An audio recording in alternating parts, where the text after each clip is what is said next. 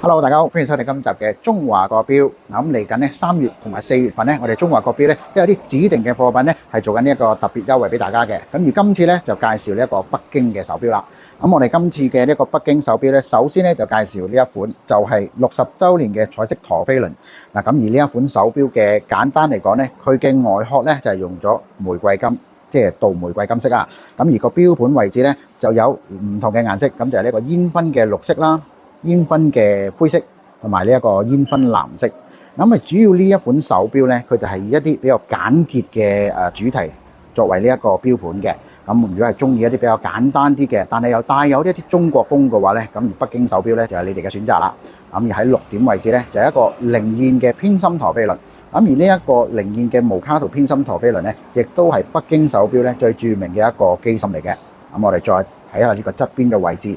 咁我哋見到咧呢一個拱形由平面嘅藍寶石錶面咧，主要佢嘅呢一個設計方式咧，就因為方便俾大家喺側邊睇時間啦，或者係正面睇時間咧，都係非常之清晰嘅。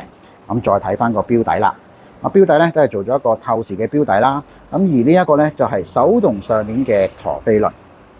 咁而呢一款咧就一共有3種顏色。咁我哋接落嚟咧就介紹下另外一款咧，就只有一支針睇時間嘅手錶啦。嗱，咁就係呢一個。咁呢一個咧，佢主要咧就係長針咧，就係呢一個分鐘。嗱，咁而喺12點位置呢一度咧，就係一個跳字嘅顯示時間。咁而呢一款手錶咧，其實喺北京錶裏邊嘅系列咧，係比較少有咁嘅設計嘅。所以呢一款手錶咧喺市面上，如果你講北京牌嘅話咧，佢係屬於係比較獨特嘅一個設計。咁我哋再睇翻一個錶底。嗱，佢錶底咧，今次咧就唔係完全透視晒個甲板啦，佢就做翻一啲日內瓦紋嘅一個甲板啦，咁再加上呢一個擺輪咧，就凸顯咗少少出嚟，咁俾大家咧就可以睇到更多資訊裏邊嘅一啲資訊啦，啲幾多石啊，同埋用咗啲乜嘢材料啊，邊度做啊等等嘅。咁而呢一個咧就一共係有2種顏色，咁就玫瑰金色啦，同埋呢一個銀白色嘅。咁接落嚟啦，就係北京前鋒系列嘅一個城池。咁而呢一個手錶咧，佢就有2種唔同顏色，咁就係灰色同埋呢一個黑色。咁分別咧就係黑色呢個咧就有日曆嘅顯示，咁而灰色呢個咧就冇日曆嘅。咁同樣佢哋都係有Power Reserve 啦，即係動力儲存。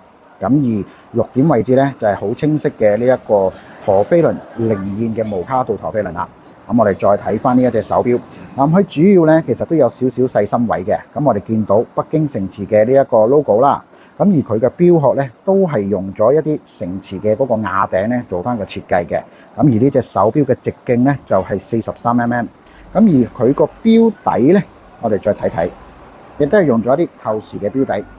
咁咧，我哋手動上鏈嘅時候咧，大家都係好清晰咁咧，就睇到裏邊嘅一啲運作啦。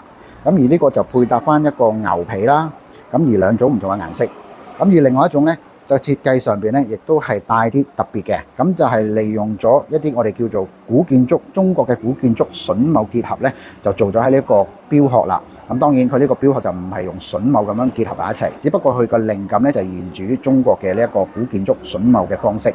嗱，咁而喺呢一個錶盤啦，我哋再睇翻12點位置咧，我哋就見到有一個直立式嘅，呢一個咧就係動力儲存。咁佢分別咧就係紅色咧就係已經用完嘅動力啦，咁而白色咧就係原有嘅動力。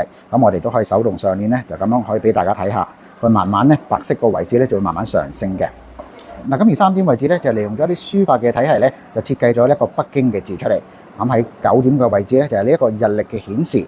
咁喺6點位置啦，就係成隻手錶嘅靈魂啦。咁就係呢一個叫做靈燕嘅無卡度陀飛輪。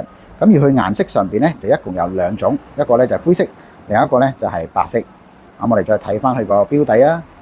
錶底呢一個咧都係手動上鏈嘅陀飛輪。咁大家真係可以得閒嘅時候咧，就可以欣賞到個錶面之外咧，亦都可以欣賞下個錶底。咁而呢一啲手錶嘅優惠上邊咧，大家如果想清楚知道或者係中意邊一個款嘅話咧，都歡迎大家咧係可以打電話去我哋嘅門市度啦，詢問翻有關嘅詳情嘅。